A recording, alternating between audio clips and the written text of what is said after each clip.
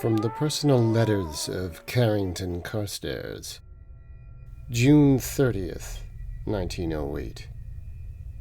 My dearest Anastasia, if you are reading this letter, then the recent events in Russia will have spelt my doom. I cannot go into the details further here, but you've always known that I'm a man of eclectic interests and certain occult knowledges. I had hoped I would be able to take you to one side and introduce you to the more secret and arcane methods that have been revealed unto me by those guides I have whispered to you of. Sadly, that moment did not come. I therefore leave these journals and those books that you will find in the summer house. I advise you to read them with great caution. They will sound like the ramblings of a madman, but I trust you, my child, as I always trust your very dear mother, the loss of whom to me has been heavy upon my soul. But I digress. The difficulty of writing one's final thoughts is that they can escape one so easily, especially when so much is at stake, so much at risk, and so to my purpose. You will find in the summer house the necessary items to continue my work. That nincompoop of a brother of mine, forgive me, he is your father after all, would be the worst person I could choose to hand these precious legacies onto. Your mother, bless her, would have understood far better. She was always so beautiful, rare, and strange of that Eastern world. You know that some secrets have been divulged, but what I will show you in those documents will amaze, confound, possibly drive you to the very edge of your reason. But you must dig further. You must not give up, Anastasia. You have the right temperament. You have the brilliance of your mother's wit, and thankfully some of the line of the Carstairs that is able to hold great power within, such as I have done. Now I tell you this, in strictest confidence. Do not reveal the contents of this letter to anyone. You will be considered mad, and it will be taken from you, and the secrets that it will lead towards will be lost forever. I trust that you will find the path. Go to Mattawamkeag. See what I was working upon. See the strange location that it exists in and outside of, upon the very edge of an ancient burial ground, the secrets of which are lost, it is sad to report. Try as I might, I cannot find the right individual who will lead me towards the secrets of what is held within that ground. I am forbidden from entering it, and that will become clear to you as you progress forwards in your own studies. For you must take up conversation with the angels that visit that wonderful house in the woods. You must converse with them as I did. I sound as if I am entrenched in the deepest of lunacy, and lunacy perhaps it is, for they understand the moon and the stars in a way that you and I can only dream of. They will offer you their ale, a sort of mead that sings of the cosmos. You must sup of it. You must partake of their trials, and then you will have the same luck that I am famous for. They will give you glimpses through their marvels of technology into worlds beyond worlds, of times before time. It was no accident that I knew how to buy up the railway land. They told me to do it. They knew that the Iron Horse was coming. They said that they had stolen the visions from other races who they had studied, the Yithians, the secrets of which you will begin to understand the further. You are perfectly placed within your interests in the human mind to carry this deeper and farther than I have reached. But fear not, my dearest Anastasia. I will be close upon your shoulder, and with luck I may yet return. But I must go. They are coming for me. I know that my time has been served. I will live on, Anastasia. You will understand how, over time. There will come a moment. You will find the right man or woman who will lead you into the burial ground, and then you will be able to repay the favors. All we have to do is go where the Mygo cannot. Those angelic visitors, even they are bound by the one that dwells deep within the graveyard. It is like a walking god. Do not converse with it. Do not take up truck with it. Trust no one in the city or the village. His reach is farther than I ever dreamed of. Those that carry the blue eyes, do not trust them. Oh, they will say that they are doing good for man, but all they are doing is serving an abhorrent and ancient hybrid race. They are not men, they're demons. No, the Mygo are more like us. They simply want to investigate, to understand, to use science, to reach into the very teeth of the mind and comprehend all that lies before us. I must go. There is a knocking at the door. With best wishes, your beloved uncle, Carrington Carstairs.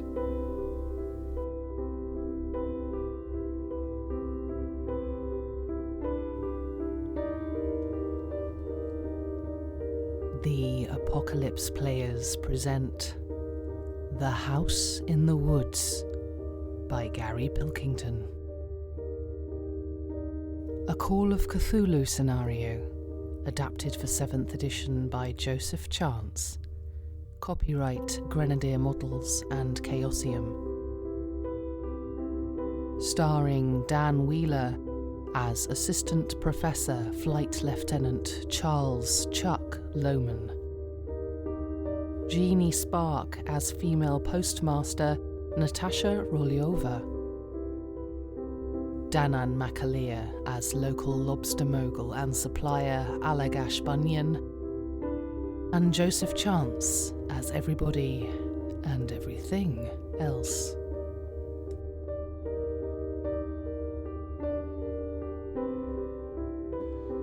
So Rulyova collapses, but also sort of she spasms very, very fast, very, very fast, and she's still spasming, and then she stops very still, but she's breathing.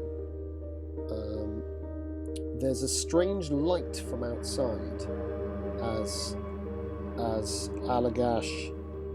Allagash, you're still in control of your functions. You've not been taken over by anything. But you do have this very strong sense that outside I do, yeah. is this... but Lohman, I think the agency is with you. I don't want to let my previous companions die for no reason. So I think as soon as I see her fitting, I'm going to pull out Oh, she stops. She stops. Sort of, you don't need to stop her. But even so, I want to just as I pass her, maybe I'd take out a sort of wooden wedge, like one of the things I used to nice chip in, when I'm using the ground to set another angling rod, so it's got a couple of points on it. I just want to put one of those between her teeth. Yeah, it's like the cold action of a fisherman. I've seen. Yeah, exactly. But I've seen fish and humans. Well, not fish, but I've seen humans lose their teeth by fucking fitting. So my attention's elsewhere, but I just want to. I think while that's happening, happening, I think Lohman has had quite a lot of agency throughout this last 5 minutes. So, what's he been up to? So he's had this weird experience with suddenly gaining this sort of knowledge or insight into the fact that the spores in the rat was protecting something beyond the nest and something beyond that, and then the communication with Professor Winters. I would like to. I feel like I haven't quite finalised my thoughts. There's a crawl space beyond the nest. Yeah, and I'm looking at that, but what I'm thinking is, I'm still not fully abreast of what's going on, and I would like to just gain a little bit more knowledge before I start crawling in there. So maybe... Okay, what I'd like to do, just for the sake of doing something, is I would like to do an engineering roll, because I've got some engineering, to try and ascertain whether this crawl space has been... is part of the original cellar, or whether it's something that's been created recently, like tunneled away by the rats, or by whether this is just... Does that make sense? Very much Whether so, I can yeah. ascertain what I can ascertain about this space, Yeah. how safe it is structurally, what's created it, and I passed that engineering roll. I think what you realise is that it's the oldest part of the house. Of course it is. Of course it is. Okay. That this came first from a cellar space that was dug, and it's like an abortive remnant of a first attempt at something, but you can see things down at the other end of the tunnel. One of which is a sort of, you've got your flashlight, so it's a grey cylinder. You can sort of see a grey cylinder with a stubby neck on, and what looks like a stopper. It's like a crude, almost like an earthenware bottle that looks a bit different. Could I do a listen roll to see whether I can hear any more creatures crawling around? You can't see anything or hear anything. You don't need to. In that case, I would just head down there. Yeah, so like it's not that far away. It's about 8 feet away. So it's just the length of you crawling in to the last bit. It gets narrow as you get there. You can see Allagash sort of hovering at the bottom of the steps up. He's been sort of sorting out the unconscious figure of Natasha Rulyova, who seems to have had some kind of fit. Is it reasonable to say that I'm reloading my Colt I think it's reasonable to say that you reloaded it before you went in. Fine. Thanks. In that same sort of panicky moment where Rulyova was reloading her shotgun, you were reloading your gun. You only discharged 3 shots, right? Well, 4 in the end. But 4 yeah. in the end. So that's true. That is true. Yeah. No, it's good. It's good to do that because only two remaining. So so you've done that, and you've got your gun nearby, and you can see the smashed pieces of this kind of really interesting looking pottery that's ancient. It feels like it looks like it's really old. But one of these bottles of 4 seems to remain. There may even be the remnants of a kind of wooden box there. What size is this bottle? The bottle is about it's probably about a foot in height. It's like so it's not vast or tiny. It's cylindrical up to the top, and then suddenly it stops off at the top and has a tiny, almost like kind of old-fashioned earthenware bottle, and yet different. Yeah, no, it's not tiny. So there's some smashed bottles, and then there is one intact. Yeah. Your instinct tells you that the others have possibly decayed. This is also the absolute centre of the sweet smell. It's a very strange, soporific, odd odour. You've never smelled anything like it. Could you give me a Cthulhu Mythos check? Yeah, happily. It's a terrible fail. Yeah. So you gain 1 Cthulhu Mythos, and you lose 1 permanent sanity. Okay. The intensity of the smell is it's wildly otherworldly. It's really musky, but it's fresh. It's citrusy, but it's like kind of the heaviest jasmine. Pissed on a wedding cake. It's like CK1. It's like someone's pissed on a wedding cake and then doused themselves in CK1 and then set themselves on fire. That smells quite fair. Otherwise known as The MacAleer a morning, a MacAleer breakfast. Yeah. Oh God. So sorry. One more question before. No. We will get back. It's fine. Is there the bottle that's intact? Am I now in touching distance? Yes. Yeah. Very much. Does it have a stopper in it? Yes, it does. It's a waxed stopper. Fine. And I'm crawling. Am I? It's a proper crawl space. You've crawled to that point, and you could just reach out and get it, or you could just leave it. You've passed the nest, which is a sort of scooped out hole in the side of the little tunnel. Is there anything beyond, or is this the end? That's it. That's the end. It really is the limit of the tunnel and the crawl space.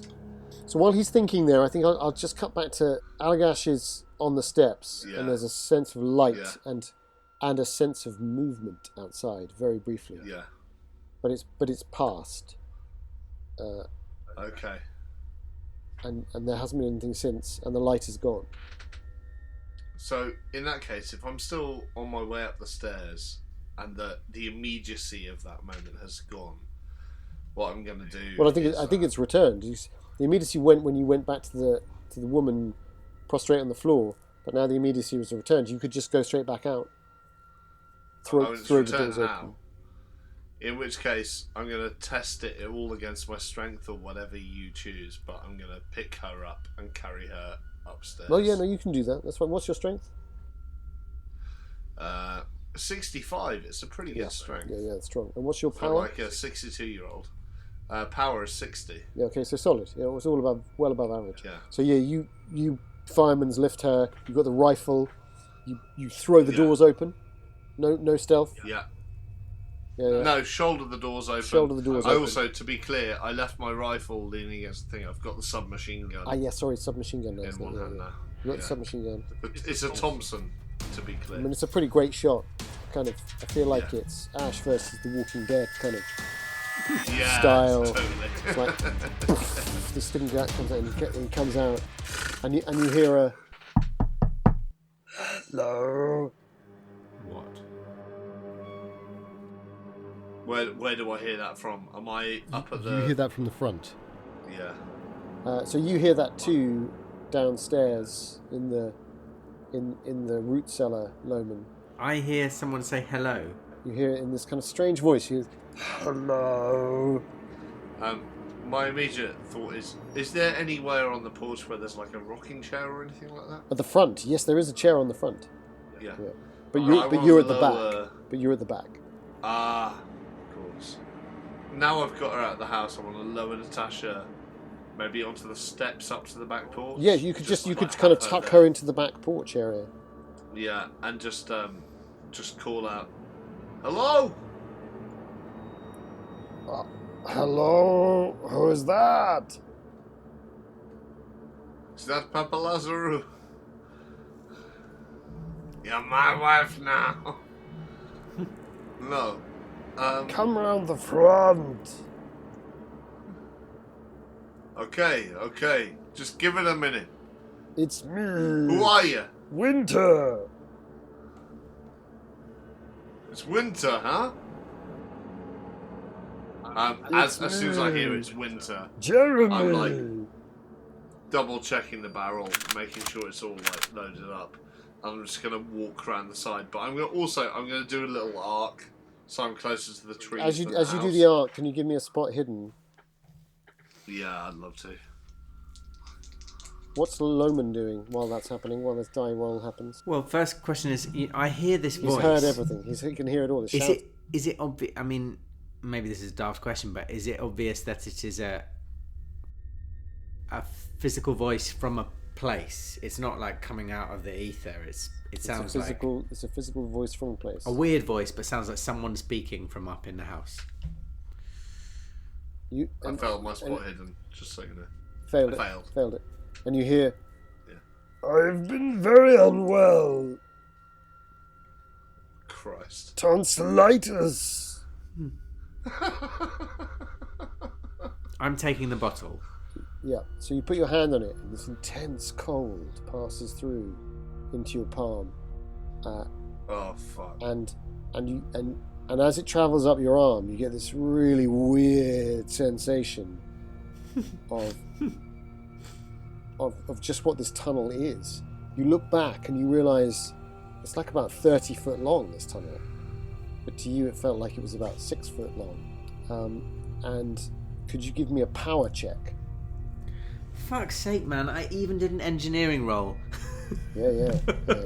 Okay, power check. Turns out engineers can go mad as well. I passed. Yeah, great. In which case you gain D6 Cthulhu Mythos. Oh, beautiful. Oh. That's a 4. And you lose 4 permanent sanity. My Cthulhu Mythos is now 20. So that's 4 off your 99, and you lose 1 san. Well, you see, it's not off 99, it's now off 83. Because I lost 15 permanent sanity. Because of your... My experience package. So what's your mythos now? It's now 20. Holy shit. Well, would Yeah. you like to use your Cthulhu mythos now that you've gained another 4? Right now? Yeah. Because, I mean, that might be one way you might try to understand what it is you've just put your hands on. Yeah, I think that would be useful. right now. I didn't realise it was that high. In all truth, I'd actually forgotten. Sorry. Oh, I've rolled a 92, so no. That's not a terrible thing. Not a fumble. No. Yes, in which case, you're not sure what this is, but it feels immensely powerful in your hand. And you begin to realise it's a tragic shame that these other 3 were smashed. But at the same time, there's all this going on up above. And within a few seconds, you find yourself, if it's fair to say, back out of the Yes, crawl space. absolutely. Yeah. And you're back in the root cellar. Meanwhile, Allagash is on the edge of... I'm going to say the closest edge of the house, heading back down towards the front. Unless you'd like to change that tactically. No.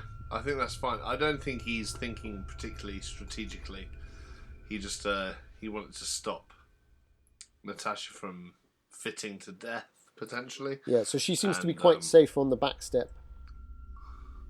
Yeah, I've also carried her out, as I said, so I may just lay her down.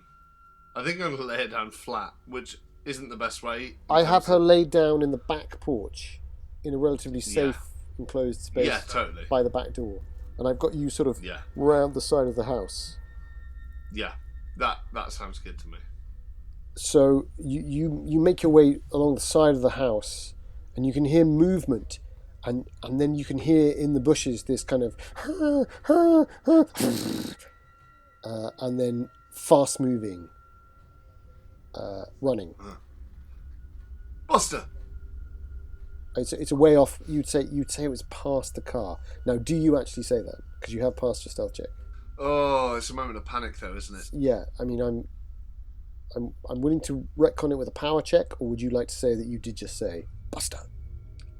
I might not say Buster. Our language is whistles, and whistles are less. Nice. Whistles could be coming from anywhere, you know. So, what I want to do is whistle. Let me just check. I have a 55 in animal calls, animal handling, animal calls. Oh my god! Let's use that skill. Since he's my dog, I can only apologise that I didn't use it earlier. Yeah, I kind of. Well, it's almost like I forgot. It's like I forgot about the whole dog. I know, right? Ridiculous. Never forget about a dog. So what I want to do is the whistle for home. Perfect. I want to send him home because I want him away from this place. Whatever's just happened, my mind's still. Send him home. Bring him home. In a fine vibrato whistle, I send him home. That's my hope. I want to basically whistle the whistle that I do for when we're out hunting, and I've caught a duck, and he goes and picks it up, and it's home, boy, home. A slight downturn on the end. And I'm going to roll that now. Yeah. Done it? 3. A 3. A 3? 0, 3? 3 on a 55. A 0-3 on a 55. Oh my god. So you hear this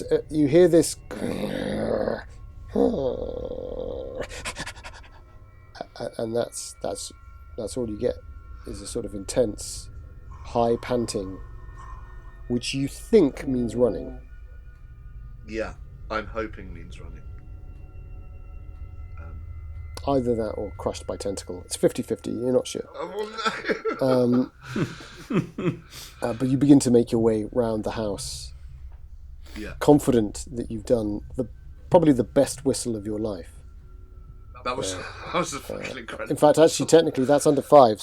So that's an extreme success on your animal handling. Buster handling. I like Not it. animal handling, it's buster handling. Buster handling. In fact, it's such a good role that all of the other animals in the nearby area go home as well. I think it also gives you a cool, clean focus after all this spore effect on you. Yeah. And also, I'm going to say that Loman, you hear this high whistle. It's such a clean, clear, lovely sound. It's like the call of a mountain goat herd. It's like a pastoral wouldn't know. moment of perfection. I wouldn't know, I'm from Oklahoma. Well, that's true. But maybe really over in your deep unconsciousness, you have a moment where you go, "Is something piercing through the black?" Maybe that's the beginning of your return to consciousness. Maybe. Could be. The high whistle of animal Ken. That sounds like a lonesome cow herd out on the plains, whistling about what a beautiful morning it is, and being winked at by a little brown maverick. I'll pick you out of it. I literally don't know what to say, but I really want to keep that. So, That's the second little reference just for musical theatre fans. it sounds like lyrics. Okay, good, nice. Oklahoma? Yeah, Okay.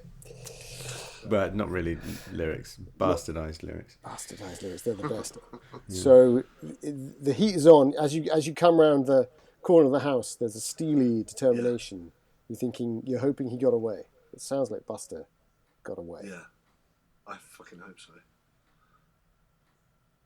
Although I could probably do with his help now, ironically. But, well, he's home. Well, he's heading somewhere. He's better off out of it. Whereas you may be getting deeper and deeper into it. So you're working your way round to the front of the building now.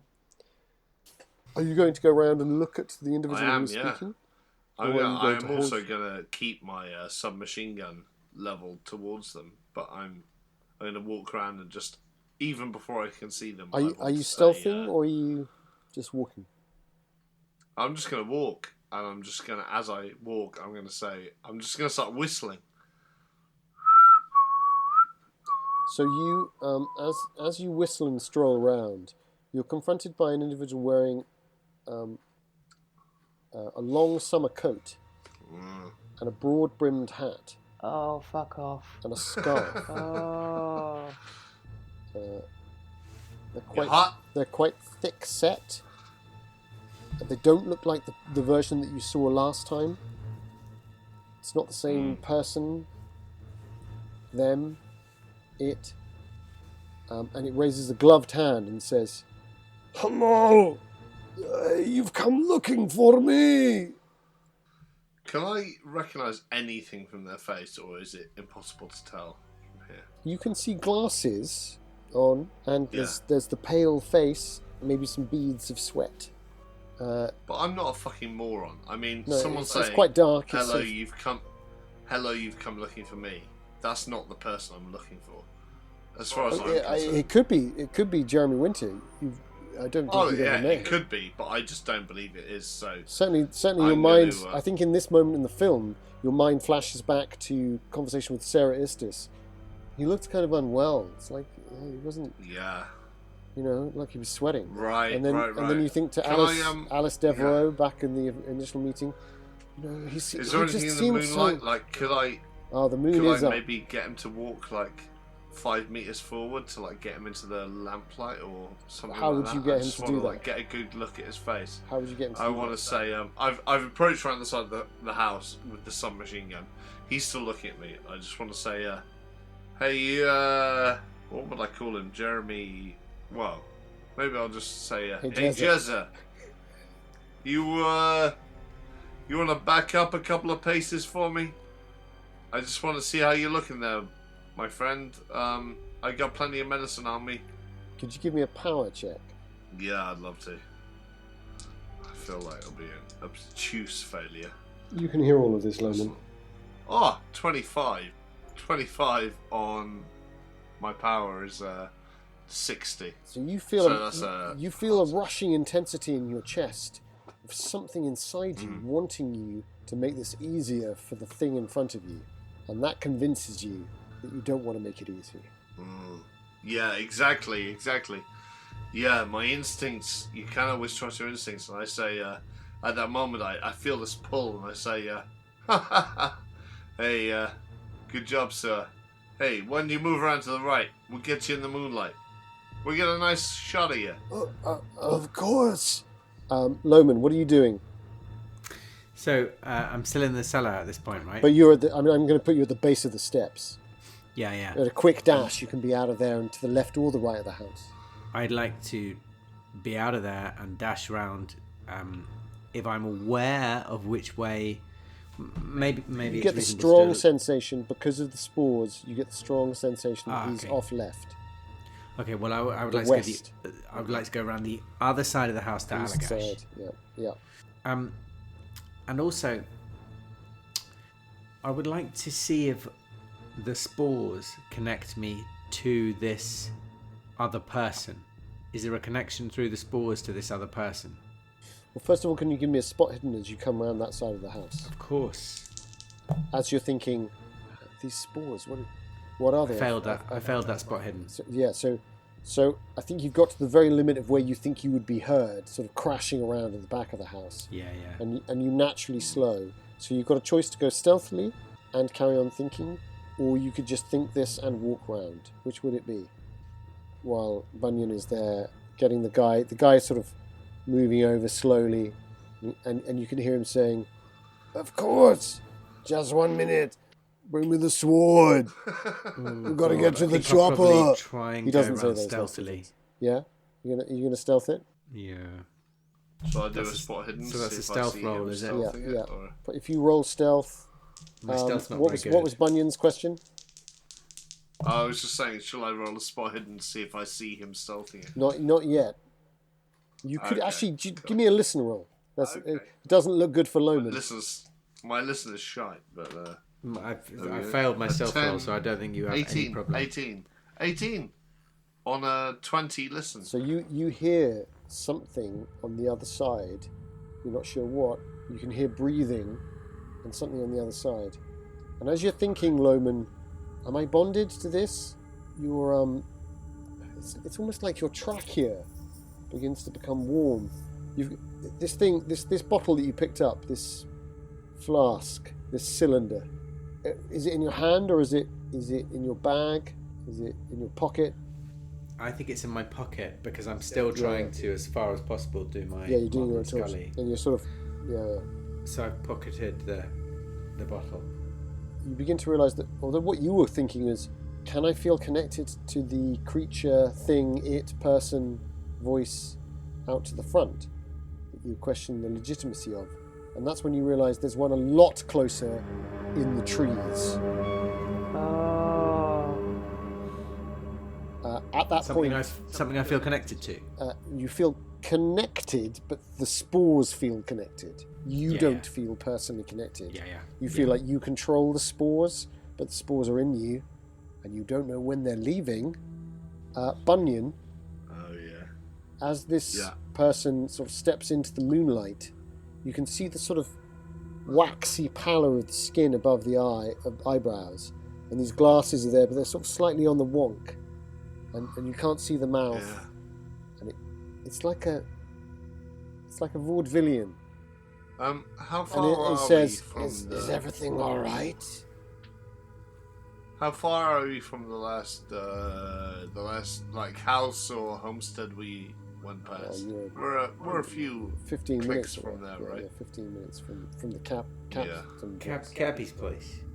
And he's coming towards me with wonky eyeglasses, saying, "Hey, what's the fucking matter? Is everything What's he saying? Is everything all right?" He's not coming towards you. He's just kind of gone in. He's tried to do what you've asked him to do. You feel the bond. Go towards the. He's going towards the. Where's he going towards? In the light. You asked. He's gone where you told him to go. Sort of in the light of the moon. So you can see him better. Yeah. Okay. I sort of. I take a couple of steps towards him. As you do that, I sort of say, on the other side of the house, what does Loman do?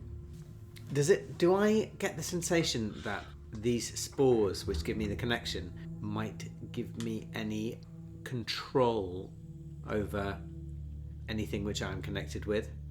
That I might be able to attempt some kind of... You could try that. So... It seems very ambitious. Yeah, I know, but I'm a pilot. I thought maybe you might go for something more navigatory in the sense of, might you be able to hone your ability to see where the connection might be? But control would be even better, wouldn't it? Well, it would be better. What I'd like to do is what I'm aiming for, and I'm realizing this is a real fucking long shot, but I'll tell you what I would like to do, and you can tell me how I might go about trying to do such a thing. I can already tell you it's a Cthulhu mythos, roll. Oh, fuck. Okay. Because what I would like to do is to try to pilot another creature who is connected to me through the spores. Yeah.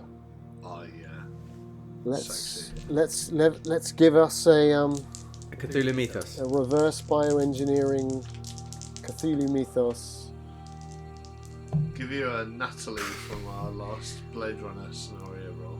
Well, I failed it, but you know what? Can I push a Cthulhu mythos? Yes, you could push it, but I would warn you that to do so is to invite the spore to take control should that pushed roll fail. And because you're being active in relation to a thing that is actively trying to control you, essentially, anything that you were going to be doing would end up with a penalty die anyway because of this push. If you'd succeeded the first time round, maybe not. So that may seem a little harsh, but I think it's the audacity of what you're attempting. But ultimately, yeah, you could push it if you wanted to. Okay, if I failed it. How badly have you failed it? Yeah, terribly. Terribly, but not like 100 or anything like that. Oh, not a fumble, just Not a really fumble. bad. Just really bad.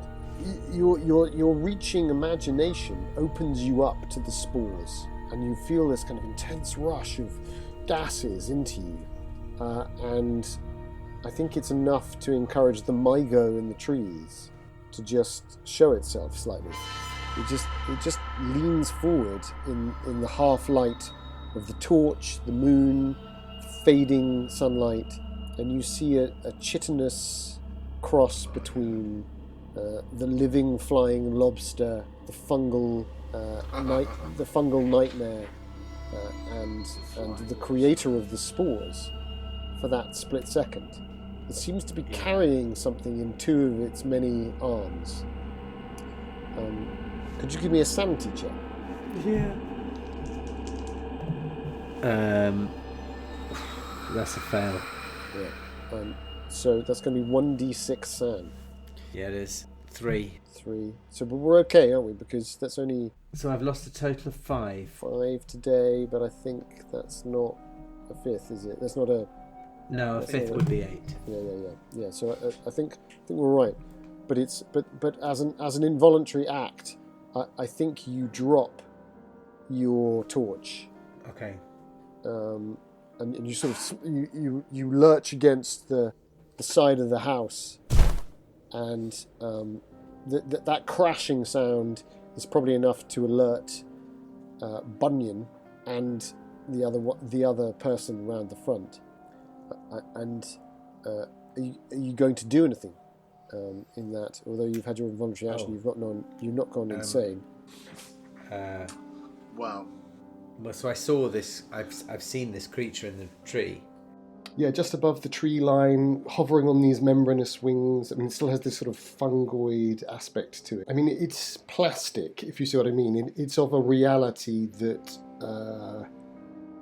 it's not phasing in and out of time and space, but there's something dreadfully off about it.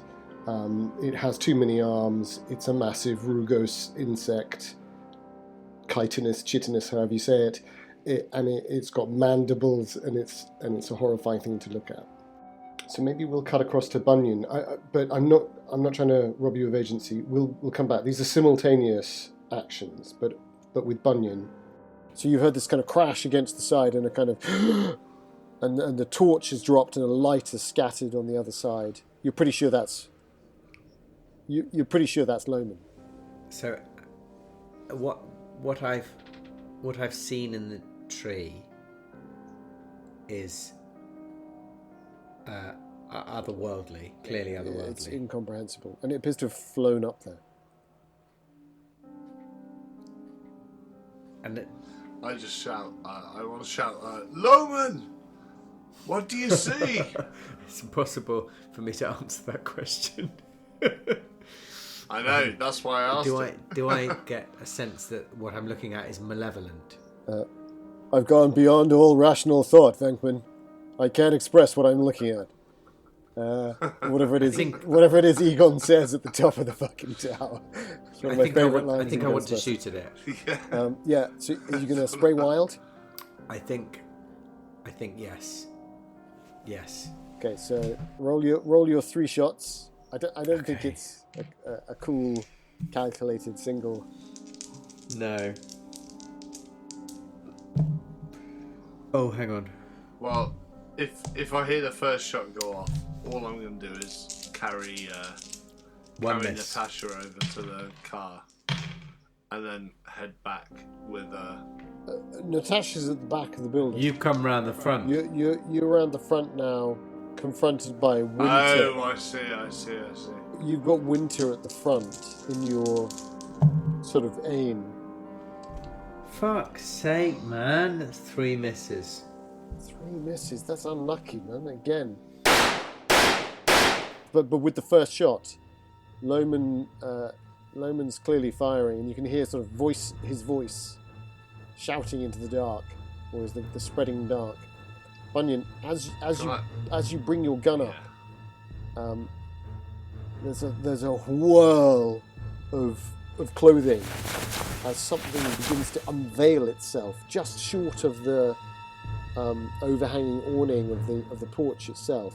You realise that it wasn't quite underneath it; it was still in the light of the moon, and this insectoid fungus appears. It's about 8 foot tall, and it has multiple arms, and it's sort of unveiling itself right in front of you. Shoot the cunt, shoot it. So simultaneous to your gunfire, could you also give me a sanity check? So if we go for gunfire first, if it's involuntary, or if you'd like to not fire, that's okay too. My instinct is to fire with the gun I have currently equipped, but I will have 72 on sanity, which is a fail. So let's see what the Thompson does. Oh right, yeah. Where's my Thompson? Fucking hell, yeah.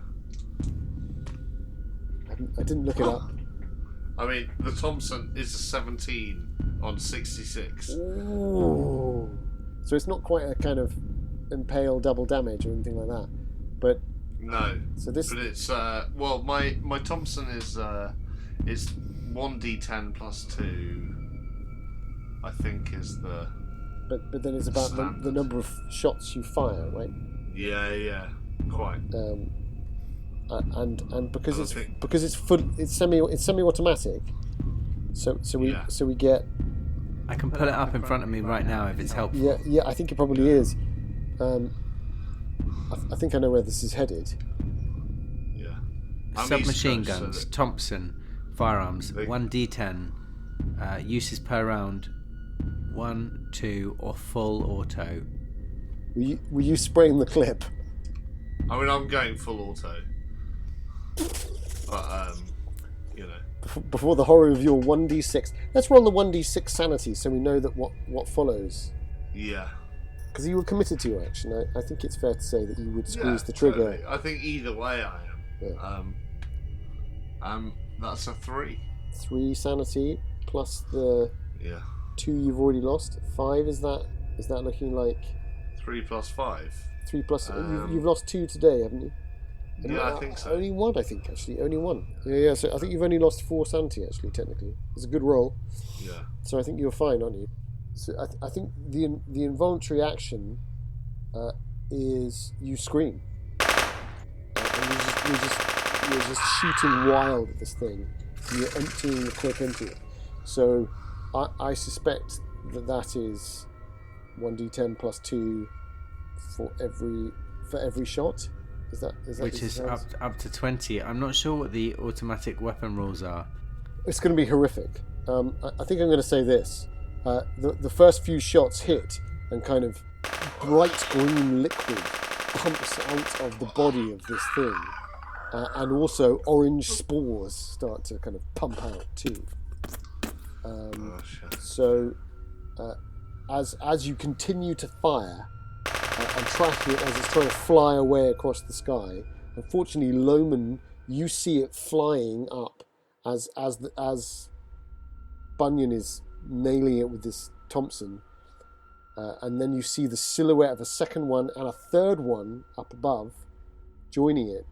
But the middle one, which was pretending to be Winter, sort of starts to just crumple and fall down into the ground and crashes onto the ground, and is still being shot as the gun is being emptied.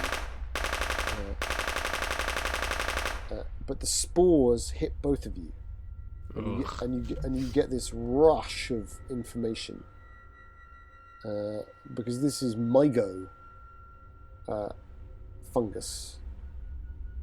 It is of Yuggoth, and you have a scattered sequence of images of a smartly dressed man in old-fashioned clothes, out by a stone in the forest, and he brings down these bat-winged flying cows.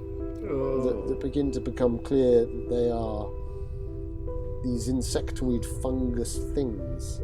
And he starts to try and deal with them. He's called them, and you begin to realise that he's Carrington Carstairs, and he's called them here. And then time passes, and then he comes back, and there's a thing that he tries to bargain with, which is ancient and lives in the woods beyond, and it's over 10 feet tall, and it's like this kind of it's like a god. It's a blue-eyed humming god, like a walking tree, but it's like an Indian, but it's older than any Indian you've ever seen, and it bars him, and it bars the things that he's made a deal with. So then he goes back to the creatures, and these kind of weird insectoid fungus things give him bottles, these weird grey cylinders, and he drinks from them. He travels to wild places, and they warn him that the connection that he has with them cannot travel through time and space. He will be destroyed by drinking this stuff. And then it all begins to fade away. Oh, shit. I think at that point we should cut away to the back porch, where You tease. Natasha Rulyova becomes aware, in the fragmentary manner in which consciousness can return through light and sound. You will become aware of a powerful drum rat-tatting the very rhythm of destiny. The last thing that you saw was the preternaturally extended hand of Rasputin, seemingly offering you a way out of this slightly hellish, rat-infested, orange spore-infested cellar. And you bravely refused the hand of well, let's face it, the corruptor, as you believe he may well be. No one ever said it squarely, but a devil?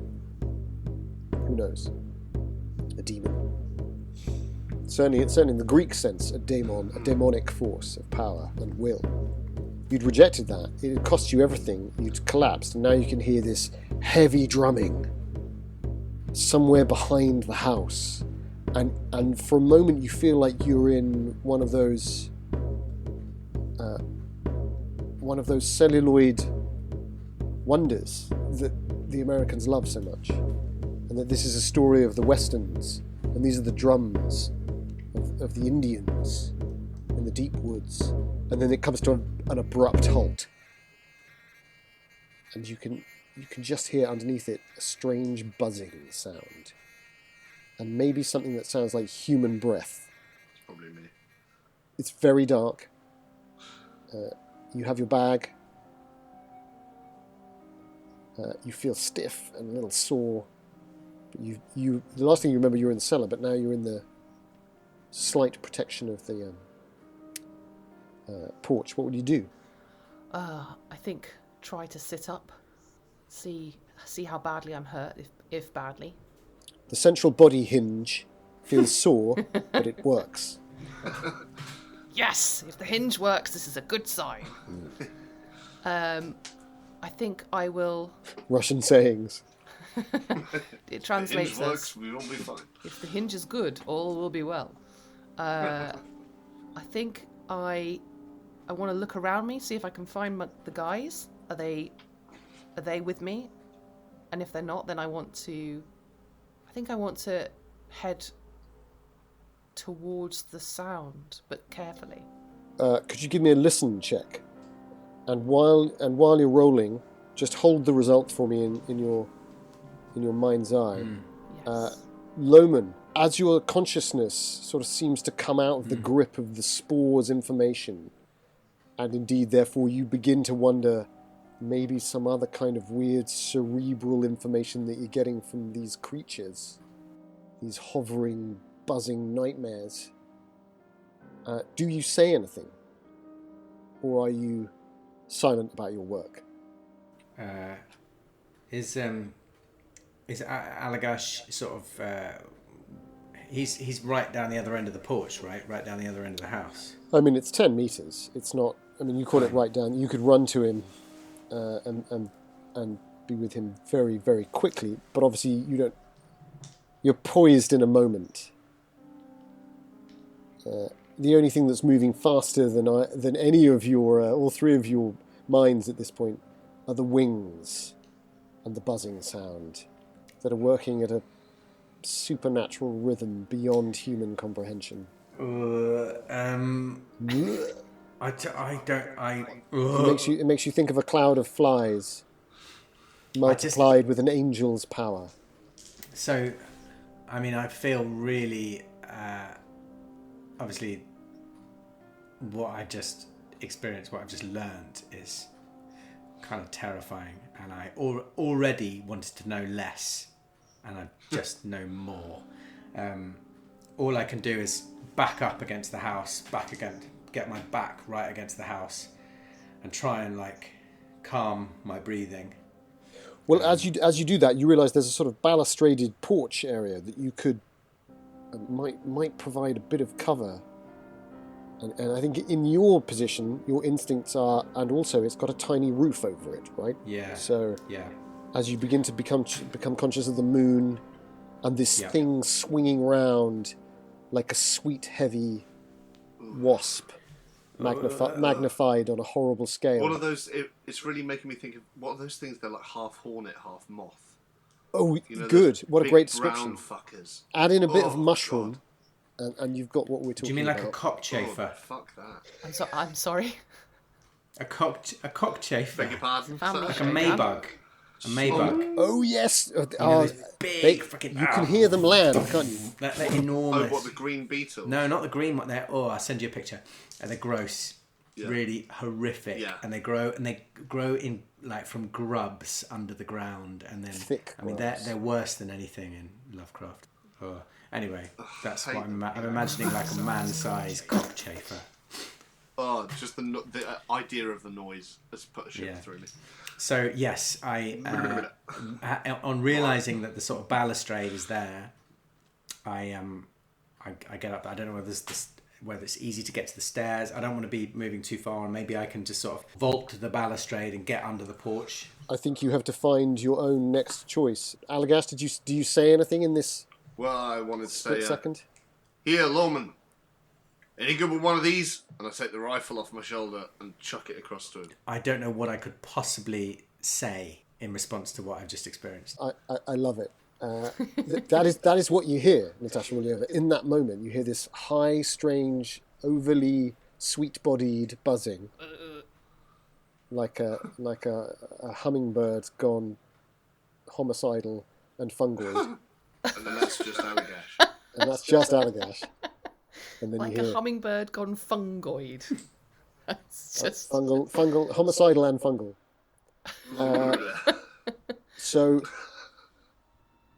Natasha, I'm gonna go with you, even though there's a physical decision to be decided by the other two. But I think just because technically you were waking up as the bullets were stopping, and you kind of got credit to move. It's very, very dark now. Yes. Darker than when you went in. It's the very last of the gloaming is all you can see by. If there was a physical action, what would you do? Go back into the house, pull your gun, run down to the cellar, run into the trees. Pull my gun. Pull your gun. I'll give you that for free. Oh, thank you.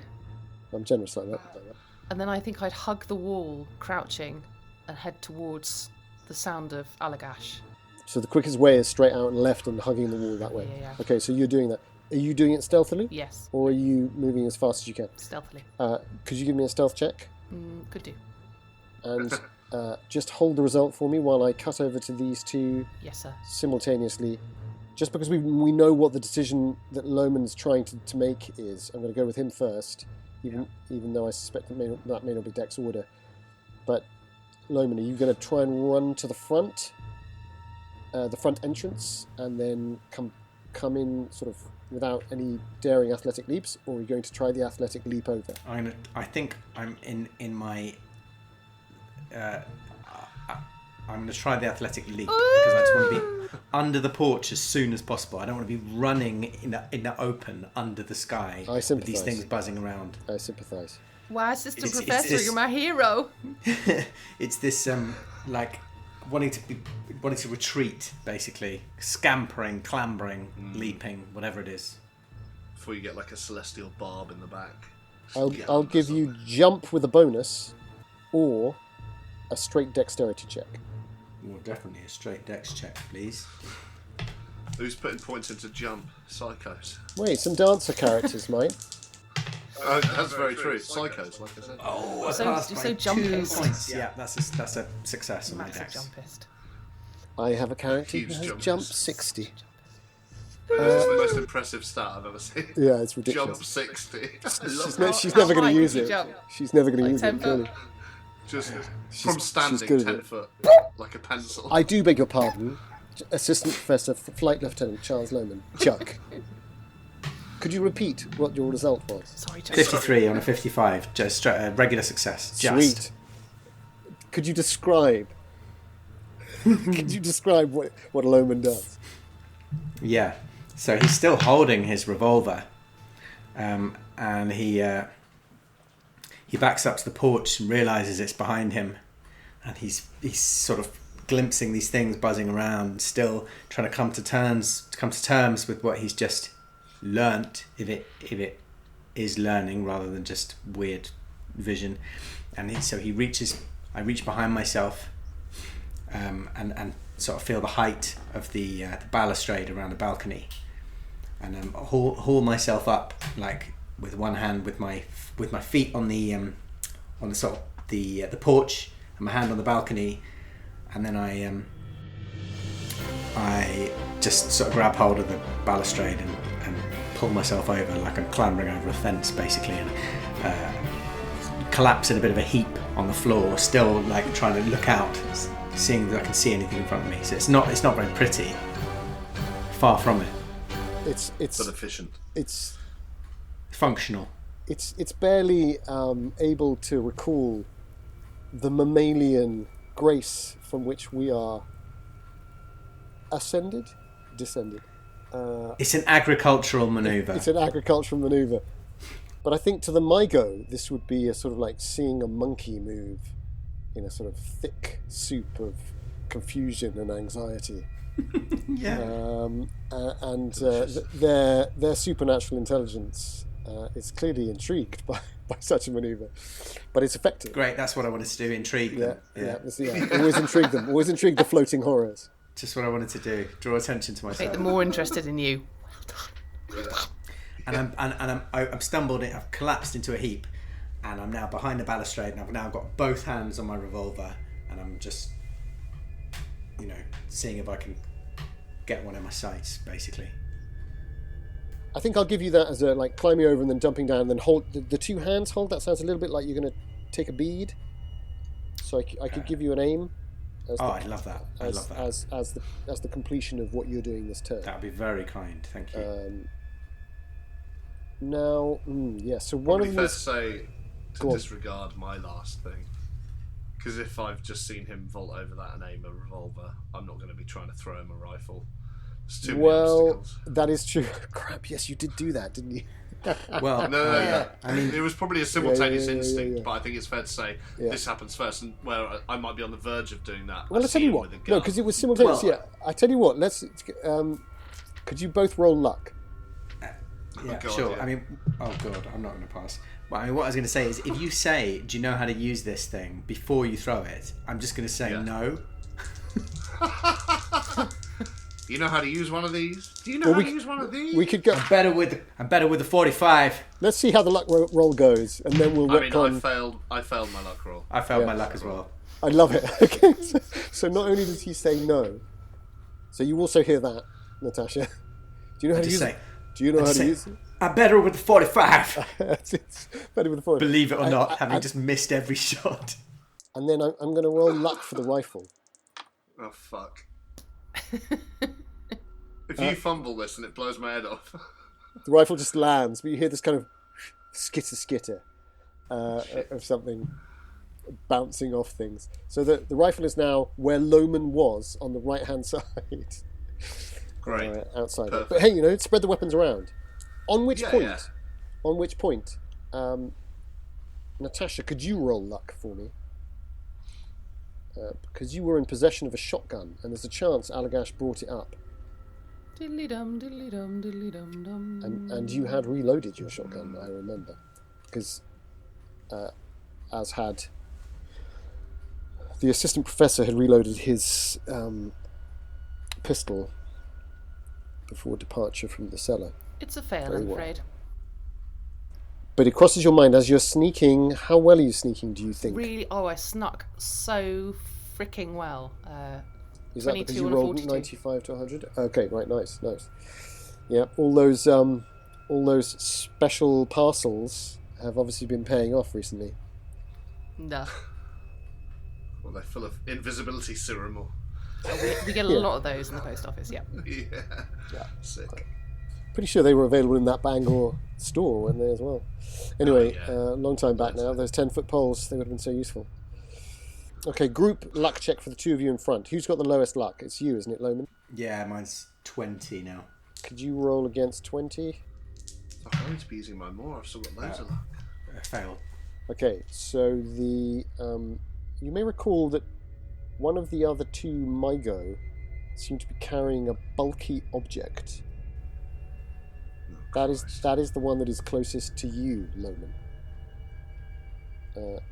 And it swings it round impossibly fast, and there is an awful negative sound, like a...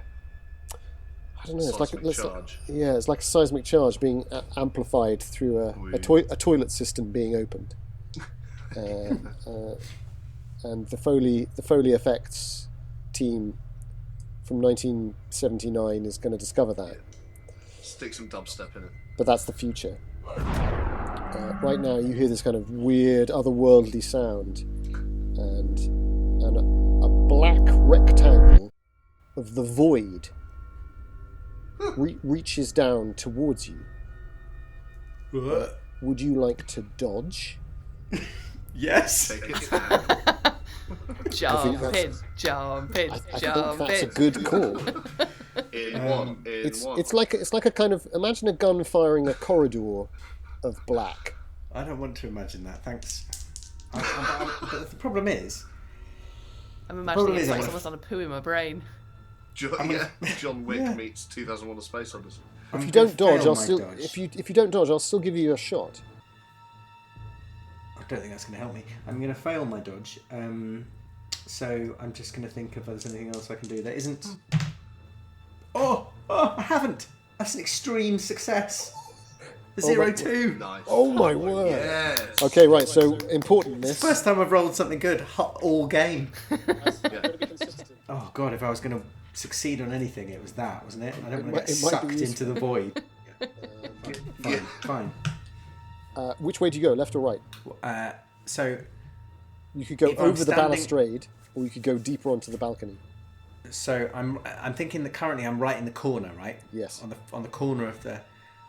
So I could either jump back over onto the floor, which I don't want to do.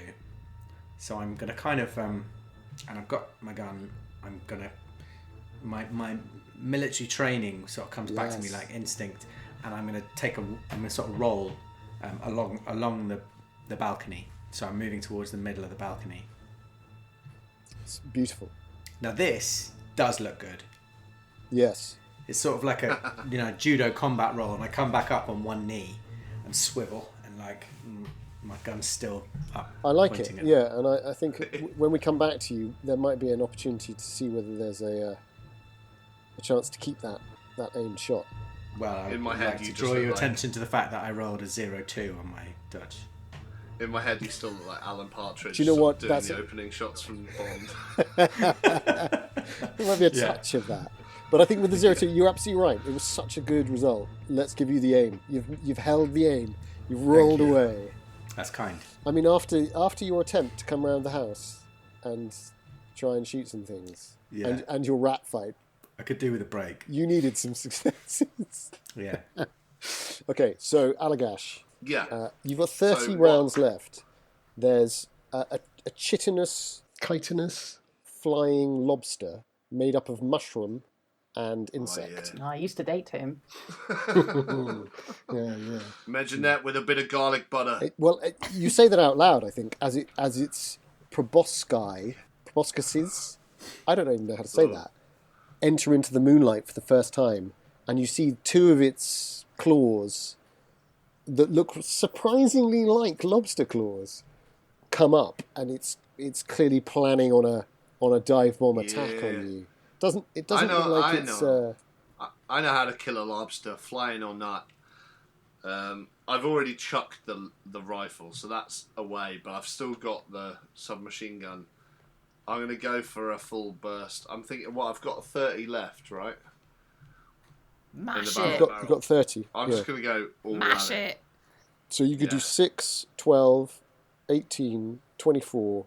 So you could do the full 5 volleys. I mean, obviously, 4 and 5, you're not going to hit anything really. Well, I mean, 3 is a question. I can use luck, can't I? You can use luck to affect your combat roll, yes. But you can't push the roll. No.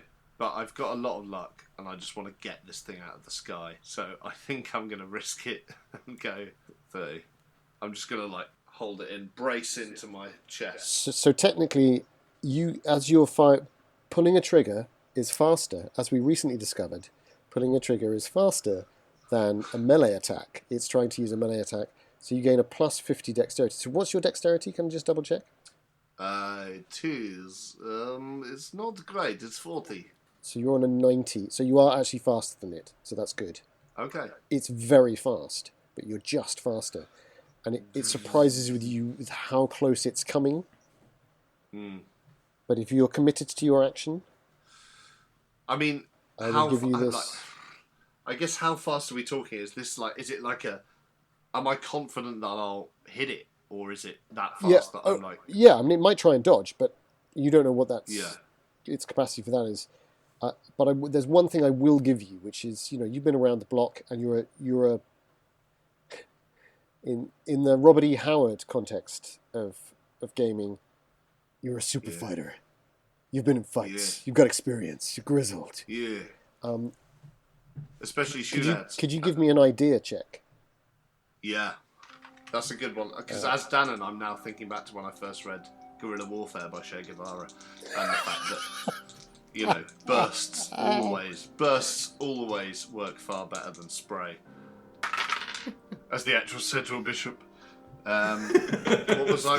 What a mashup! Che Guevara to the actress and the bishop. Now that's a scenario. What was I rolling for again? Intelligence. Yeah, an idea check. Yeah, an idea check. Idea check. Okay, 60. Oh, okay, so I do succeed. Yeah. 66 on a 70. It's not the best idea, but if you hit this thing at this range, that means spores, and you have this intense sensation that you've been exposed to quite a lot of spore. yeah. in the loosest of game terms.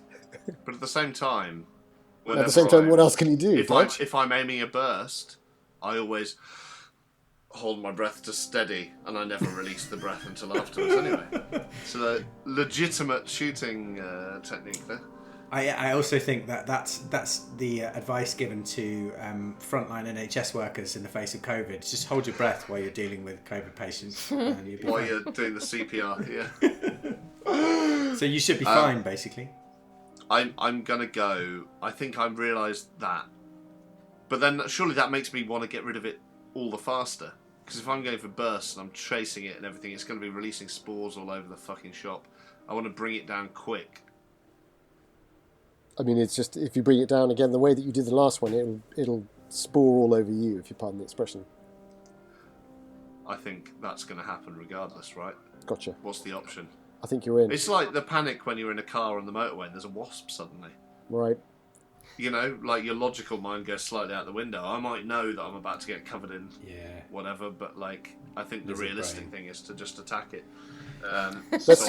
Let's see that first volley. 6 bullets. So, okay. He rolls once for each volley. Once for each 6-bullet volley. Right, but the penalty dies increase. But I was gonna ask whether you did actually want to do the full the full 5 volleys, or whether you wanted to hold off. Because I mean, like, bear in mind there is another my go. Well, there's another thing. I just need to slot it into the gun. Might take a turn, but That is true. You have got a second clip, haven't you? okay. Well, I think maybe a full 5 in one go is me just showing off. A panic of a wasp in a car on a motorway. Maybe I'll go for 3. I think 3 volleys is impressive. There's still 2 penalty dice on the second on the third volley. Yeah. You know. Let's see what that first one does. Let's go. Let's do this. Oh, 13. Oh, that's really good. Yeah, on That's a a hard. 66. That's a hard, isn't it? No. Extreme? Yeah. 13 on a 66 is just an extreme. Yeah, It's extreme it success. is. So that's piercing damage, right? Piercing. Okay, so you do full damage for the first volley. Come on, you lobster! You motherfucking cockroaches. Let's just check to see how tough these poor things are. These poor creatures. Oh yeah, this, You monster. the bullets just phase through them. I know, they're just poor. They've emerged for the first time in 10 years to mate and then die, and I've just... It's our time. It's our. Finally! Oh, the we sun! waited so long. All shots hit the target. The first half of the shots, 3, impale. Oh my god. Oh shit! Wow. That sounds pretty dramatic. They do have armor, Okay. so Chitin, or is it chitin? Chitin? It's clearly chitin, isn't it? I always get that wrong. Sorry. so it's 10 plus 2 for the first 3 shots. You're causing 36 damage with your first 3 bullets.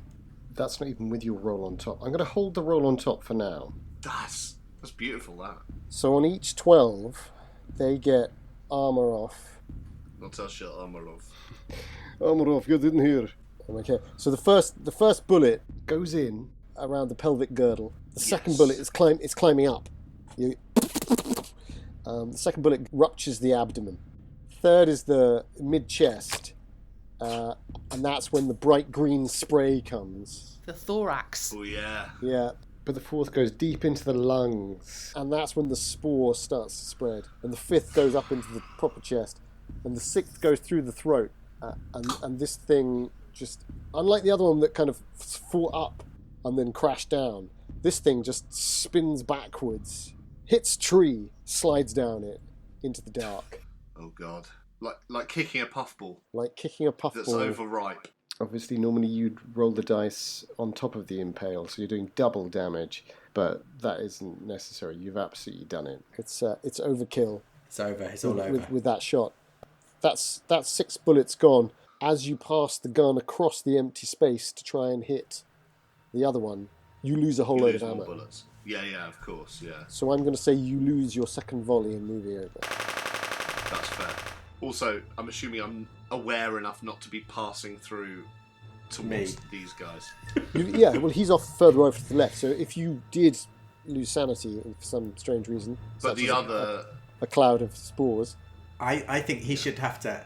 I mean, I don't want to end up getting shot, but I think he should have to roll for that second volley, saying, "I'm aiming to shoot it in the air." You have to roll for each single one. So this is still your firearms check. Okay. Still your turn. Ruliova's. I mean, I should have given her a bonus for her sneaking, but she aced it anyway. So she's coming round to see this muzzle flash. Have you got the drum load, classic gangster, or have you got the magazine load? No, it's military? the drum load. circle. Yeah, so you can see these kind of... It's the Bugsy Malone. The crazy Bugsy Malone flashes that come out of it, like fire out of the muzzle, lighting up the night sky. But also, Ruliova, you see something hovering off to the left, which is horrifying. But you can also work out that what Allagash is trying to do is he's trying to bring these shots in on target. So can you roll your firearms again for me, your submachine gun skill? Yeah. Oh, 44. So a success, not a. And that's all you need. So those 6 bullets go through. It sort of shifts in the air, and this weird black volume that's coming out of this odd machine that it's holding. So it's got 2 hands holding it, but then the 2 big claws are still free. It's kind of 2 weird, misshapen little fungoid fingered hands, slightly penile from that glimpse there. Joseph. Why not? It's sort of it's trying to do what you're trying to do, and it's going to try and drag its black thing across. What's it shooting? What's it? The thing doing? Okay, Loman, this thing swerves, and because of your expert dodge, you're just out of the range of it, but it sort of sweeps across the edge of your feet, and you get this strangest of sensations that it is not. Put it this way: it's not destroying the wood. It's not corrupting the earth. But you're right to think you don't want to be in this thing's beam. You get an intense sense of stillness as it's passing, like an absence of time. I don't like that. It's wrong. But meanwhile, in this microsecond, could I have a sanity check from Ruliova simultaneous to final volley? Now then, this is with 2 penalty dice. The third volley. You need to roll 3 times. I need you to pass 3 times. You can keep your units. Yeah. Sanity check passed. Strong pass. Okay, pass. Oh god, this is intense. This will help. No, that's fine. 2 passes. 2 passes and a third on a hard pass. Oh, nice. You are the opposite at the moment of the Loman experience coming around the house. That is astonishing. So the hard pass means half of your bullets hit. I know it sounds intense because you'd hope they'd be all, but like by that time this thing's kicking like a mule. And it's dark. So it's a massive success. you've got I'm in my 3 60s, bullets. My hero. I mean, this is huge. This is huge because this started very badly. This battle. The spore is admittedly going to hit you all, but we'll deal with that in a second. It's only fair to let the violence finish first. Could you roll for your 3 bullets that hit? Oh yeah. D10 plus 2. So 7, 4, 9. So 9, 6, 6, 11. and 11. Yeah. Okay, so right. I'll let the they do have armor. So I think you've done it. I only think you've gone and done it. I only think he's gone and Bloody bloody hell. done it. He's only gone and blown the bloody bugs off. But we are all about to inhale deadly mushrooms, so I mean, whether or not it's actually done much. Potato. Yeah. Okay, so this thing tries to walk the fire over to you, but bullets are whittling it, and it sort of the beam therefore kind of goes wild. So if could Ruliova and Allagash Bunyan, Natasha Ruliova and Allagash Bunyan, could you please roll luck? Oh yeah. I succeed. Succeed. Die. Oh, fail. Fail. Tits. 65 on a 50. Oh. The corridor goes up and past you, and Allagash, you sort of instinctively just kind of lean over to one side. The smoke coming from the stench of cordite as this creature kind of spirals around, and it goes up and the beam is spiraling around. It's trying to fly off, but it's kind of stuff is oozing out of it, and orange puffs of spore are coming out, and it just kind of there's this awful screaming sound that goes into the trees, way off to the right-hand side of the house. But Rulyova, a part of the beam hits you, and you feel your whole body freeze. Oh God. An intense cold travels up. It gets you in the let's say, in the left side,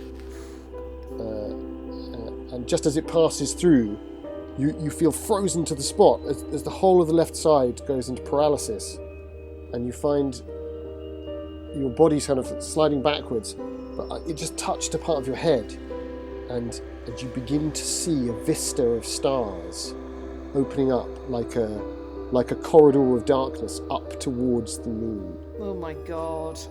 And up there, you see spiraling in the distance Mygo coming down the stair of darkness.